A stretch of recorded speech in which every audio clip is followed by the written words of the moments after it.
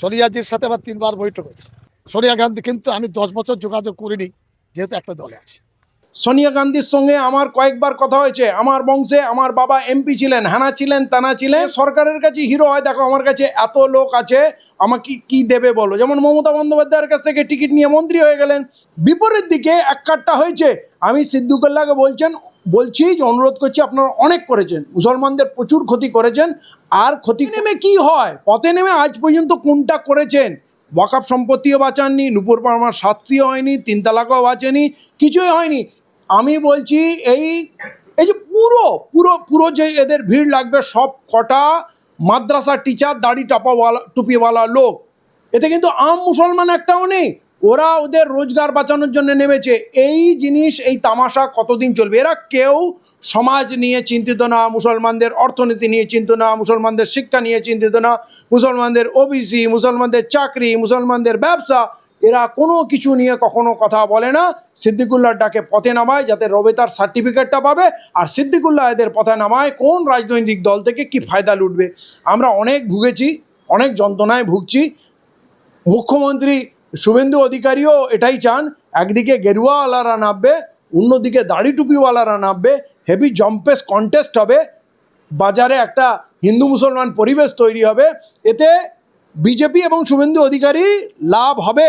রাজ্যে যে অমুসলিম মানুষদের যে এই সরকারের প্রতি ক্ষোভ, তারা যেটা সামনে আসতে যাচ্ছে, এই দাড়ি টুপিওয়ালাগুলো নেবে, তাদের আড়াল করবে এবং হিন্দু মুসলমানের পরিবেশ তৈরি করে দেবে। এই জন্য বলছি, সমাজের সকলকে বলছি, এদের ডাকে, বিশেষ করে সিদ্দিকুল্লাহ সাহেবের ডাকে এবং যারাই মুসলমানদের জমায়েত করার চেষ্টা করবে, আপনারা নামবেন না, এখন তো অবশ্যই নয়, এবং আগামী দিনেও নামুন নাগরিক হিসাবে।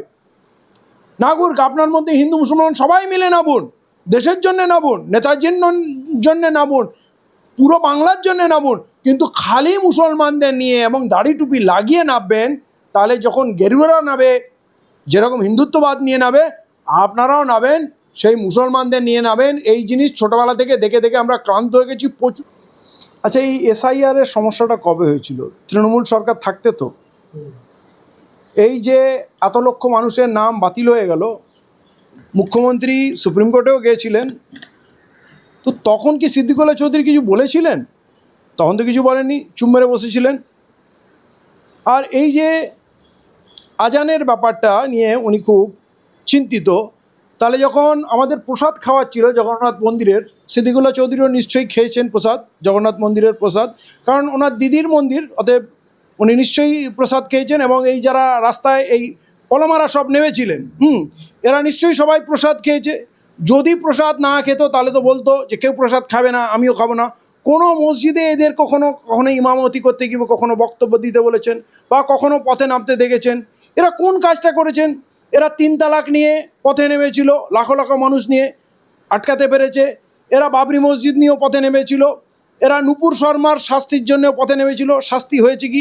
এরা ওয়াকফ সম্পত্তি নিয়েও পথে নেমেছিল, কিছু হয়েছে কি? তাহলে এদের দ্বারা কোনোদিনও কিছু হয়নি। এই 15 বছর চুপ করে বসেছিল। আমি সিদ্দিকুল্লাহ চৌধুরীকে অনুরোধ করছি, আপনি শান্ত হয়ে বাড়িতে বসুন। অনেক ক্ষতি করেছেন, আবার এই যে আজকে নেমেছেন, দেখবেন প্রতিটা লোক দাড়ি টুপিওয়ালা লোক। এগুলো আসলে কি জানেন তো, এরা বাধ্য হয়ে নাবে। এই মাদ্রাসার যে টিচার আছে, খারিজি মাদ্রাসা, তাদের রবেতা বলে একটা সার্টিফিকেট দেওয়া হয়, যেই সার্টিফিকেট সিদ্দিকুল্লাহ চৌধুরী জমিয়তুল উলামা হিন্দ দেয়, এবং ওই সার্টিফিকেট দেখিয়ে এরা পুরো ভারতবর্ষে চাঁদা কালেকশন করে মাদ্রাসার জন্য। তাই সিদ্দিকুল্লাহ ডাকলে এরা চাক বা না চাক, ওই রবেতার সার্টিফিকেট পাওয়ার জন্য এরা পথে নামে। তারা তাদের প্রাণের জালে পথে নামে। আর সিদ্দিকুল্লাহ চৌধুরী এদেরকে পথে নামিয়ে সরকারের কাছে হিরো হয়, দেখো আমার কাছে এত লোক আছে, আমাকে কি দেবে বলো। যেমন মমতা বন্দ্যোপাধ্যায়ের কাছ থেকে টিকিট নিয়ে মন্ত্রী হয়ে গেলেন। এখন আবার মাঝে বলছিলেন পথ খোলা আছে, আমি যদি গুরুত্ব না পাই অন্য পথ দেখতে আমি কিন্তু বাধ্য থাকবো।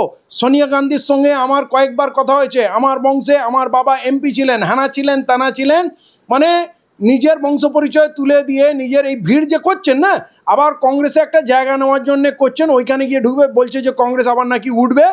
এইটা হচ্ছে এদের ধান্দা, এদের ব্যবসা। এরা মুসলমানদের জন্য কখনো নামে না। কিন্তু এই যে আজকে তো আদালত 700-800 লোক পারমিশন দিয়েছে, এরা চাইলে না, প্রায় 10-12 হাজার মাদ্রাসা আছে, সেই 10-12 হাজার মাদ্রাসার 10টা করে শিক্ষক যদি নামে 1 লক্ষ, আর যদি মাদ্রাসার ছাত্র দেখবেন 10-12 বছরের ছাত্ররাও চলে আসে, সবাই বাধ্য হয়ে নামে, এবং ওই যে লক্ষ লক্ষ মানুষের ভিড় হয়, এই যে গত 20 বছর ধরে এই ভিড়টা উনি লাগাচ্ছেন, 20 কি 30 বছর ধরে ভিড় লাগাচ্ছেন, এই ভিড় দেখেই হিন্দুরা আতঙ্কিত হয়, বলে যে মুসলমানরা এক কাট্টা হয়ে গেছে, তাহলে আমাদেরও কোথাও এক কাট্টা হতে হবে। তারা এই বিজেপিতে RSS-এ গিয়ে এক কাট্টা হচ্ছে। এই সিদ্দিকুল্লাহর মতো লোকদের জন্যই আজকে হিন্দুরা ভয়ে আতঙ্কে বিপরীত দিকে এক কাট্টা হয়েছে। আমি সিদ্দিকুল্লাহকে বলছি যে অনুরোধ করছি, আপনারা অনেক করেছেন, মুসলমানদের প্রচুর ক্ষতি করেছেন, আর ক্ষতি করবেন না। দেশে এখনো আদালত বাকি আছে। গুন্ডা দমন আইন এলো, তার বিরুদ্ধে আদালতে গেল, আদালত ভৎসনা করে, মুখ্যমন্ত্রীকে ভৎসনা করে সেই বিল রিজেক্ট করে দিল। মুখ্যমন্ত্রী বলেছিল শুক্রবার ইয়াদের 3 পুরুষ পর্যন্ত মনে রাখবে এমন শাস্তি দেবো। আদালতে গেল, 3 দিনে তাদের বেল হয়ে গেল। অলরেডি এই আজান নিয়ে ওখানে কোর্টে ভৎসনা করেছে পুলিশকে, হয়তো এরপর মাইক না খোলার নিদান আদালত দেবে। ওদের পথে নেমে কি হয়, পথে নেমে আজ পর্যন্ত কোনটা করেছেন? ওয়াকফ সম্পত্তিও বাঁচাননি, নূপুর পারমার শাস্তিও হয়নি, 3 তালাকও বাঁচেনি, কিছুই হয়নি। আমি বলছি এই যে পুরো পুরো পুরো যে এদের ভিড় লাগবে, সব কটা মাদ্রাসা টিচার, দাড়ি টুপিওয়ালা লোক, এতে কিন্তু আম মুসলমান একটাও নেই। ওরা ওদের রোজগার বাঁচানোর জন্য নেমেছে। এই জিনিস, এই তামাশা কতদিন চলবে? এরা কেউ সমাজ নিয়ে চিন্তিত না, মুসলমানদের অর্থনীতি নিয়ে চিন্তিত না, মুসলমানদের শিক্ষা নিয়ে চিন্তিত না, মুসলমানদের OBC, মুসলমানদের চাকরি, মুসলমানদের ব্যবসা, এরা কোনো কিছু নিয়ে কখনো কথা বলে না। সিদ্দিকুল্লাহর ডাকে পথে নামায় যাতে রবে তার সার্টিফিকেটটা পাবে, আর সিদ্দিকুল্লাহ এদের পথে নামায় কোন রাজনৈতিক দল থেকে কি ফায়দা লুটবে। আমরা অনেক ভুগেছি, অনেক যন্ত্রণায় ভুগছি। মুখ্যমন্ত্রী শুভেন্দু অধিকারীও এটাই চান, একদিকে গেরুয়াওয়ালারা নামবে, অন্যদিকে দাড়ি টুপিওয়ালারা নামবে, হেভি জম্পেস কন্টেস্ট হবে, বাজারে একটা হিন্দু মুসলমান পরিবেশ তৈরি হবে। এতে বিজেপি এবং শুভেন্দু অধিকারী লাভ হবে। রাজ্যে যে অমুসলিম মানুষদের যে এই সরকারের প্রতি ক্ষোভ, তারা যেটা সামনে আসতে যাচ্ছে, এই দাড়ি টুপিওয়ালাগুলো নেবে, তাদের আড়াল করবে এবং হিন্দু মুসলমানের পরিবেশ তৈরি করে দেবে।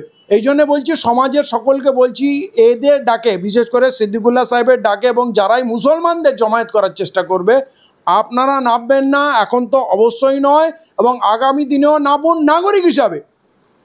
নাগরিক, আপনার মধ্যে হিন্দু মুসলমান সবাই মিলে নামুন, দেশের জন্য নামুন, নেতাজির জন্য নামুন, পুরো বাংলার জন্য নামুন। কিন্তু খালি মুসলমানদের নিয়ে এবং দাড়ি টুপি লাগিয়ে নামবেন, তাহলে যখন গেরুয়ারা নামে, যেরকম হিন্দুত্ববাদ নিয়ে নামে, আপনারাও নামেন সেই মুসলমানদের নিয়ে নামেন। এই জিনিস ছোটবেলা থেকে দেখে দেখে আমরা ক্লান্ত হয়ে গেছি, প্রচুর ক্ষতি হয়েছে, আর করবেন না। এদিকে দেখলাম যে সিদ্দিকুল্লাহ চৌধুরী প্রতিবাদ করছেন, আরেকদিকে দেখলাম যে প্রাক্তন মুখ্যমন্ত্রী মমতা বন্দ্যোপাধ্যায়কে গোবর কাদা জুতো ছুঁড়ে মারা হচ্ছে। যদি বসে মুখ্যমন্ত্রী ছিলেন, বুদ্ধ ভট্টাচার্য মুখ্যমন্ত্রী ছিলেন, তাদের নাম সম্মানের সহিত নেওয়া হয়, তাহলে কি পশ্চিমবাংলার মানুষ, পশ্চিমবাংলা থেকে কি সম্মান বা পদের মর্যাদা উঠে গিয়েছে? এবং একটা ফ্যাসিস্ট ফোর্স এসছে, যাদের মূল পুঁজি হচ্ছে অসভ্যতা, মিথ্যা এবং কুৎসা। মমতা বন্দ্যোপাধ্যায় তার কর্মকাল শেষ করেছেন, বাংলার মানুষ তাকে অপসারণ করেছে। গণতান্ত্রিক পদ্ধতিতে তিনি সুযোগ পেয়েছিলেন, 15 বছর ছিলেন, এখন নেই। কিন্তু তাকে অপমান করা, এটা বোঝায়, তাহলে কি শুভেন্দু অধিকারী এইটা চাচ্ছেন যে আপনি যখন ক্ষমতায় থাকবে না, তখন আপনাকে লাথি, ঝাঁটা, জুতো, কবর, কাদা নিয়ে আপনাকে নিক্ষেপ করবে, আপনার পিছনে মানুষ দৌড়াবে, আপনার কাপড় ধরে টানবে, আপনার বাড়ি আক্রমণ হবে, আপনার গাড়ি আক্রমণ হবে? আপনি কি এইটা শিক্ষা দিচ্ছেন? কারণ যেইটা আপনি করবেন সেইটা আপনি রিটার্ন পাবেন। আপনারা এই যে শুরু করছেন, এটা খুব নোংরা জিনিস। আমি তীব্রভাবে ধিক্কার জানাচ্ছি। আমি মমতা বন্দ্যোপাধ্যায়ের চরম বিরোধী হতে পারি, সেটা রাজনৈতিক মতাদর্শের ব্যাপার হতে পারে, বিভিন্ন ইস্যুভিত্তিক হতে পারে, কিন্তু তাই বলে একটা নারীকে অপমান করা, প্রাক্তন মুখ্যমন্ত্রীকে এবং সর্বভারতীয় একজন নেত্রী, তাকে এই পরিমাণে আতঙ্কিত করা, তার গাড়ির কাঁচগুলো খোলা থাকলে তো ভিতর পর্যন্ত ওই গোবর ওরা ফেলতো, বা হয়তো কেউ এসে ওনার শাড়ি ধরে টানতো, কোথায় এটা যেত? আমি এটা শুনে আতঙ্কিত। এই জিনিস বাংলা মেনে নেবে না। কোনো নারীর এই পরিমাণ অবমাননা আমরা কখনোই মেনে নেব না। চরম অপমানকর ব্যাপার। বাংলার বুকে এই জিনিস, এই যে কৃষ্টি কালচার আনছে, এই জাতিকে হুলিগান, অসভ্য, বর্বর একটা জাতিতে পরিণত করার চেষ্টা করছে। বাংলা থেকে এদের যত তাড়াতাড়ি বিদায় দেওয়া যায় তত বাংলার জন্য ভালো হবে। কিন্তু মুখ্যমন্ত্রী মুখ্যমন্ত্রী তো বলছে যে প্রাক্তন মুখ্যমন্ত্রী যখন বাড়ি থেকে বেরোচ্ছেন তিনি তো জেড প্লাস সিকিউরিটি পায়, তাদের সাথে কোনো কমিউনিকেশন করছেন না, একা একা বেরিয়ে যাচ্ছেন, তার ফলে তো এগুলো হচ্ছে। মুখ্যমন্ত্রীর সঙ্গে যদি জেড ক্যাটাগরির সিকিউরিটি থাকে এবং আপনার যদি রাজ্য সরকারের সিকিউরিটি থাকে, তাহলে মুখ্যমন্ত্রী গেলে তার সঙ্গে যাবে, আবার খবর কি দেবে? আপনাকে কার্ড পাঠাবে, কার্ড ছাপিয়ে দাওয়াত দেবে?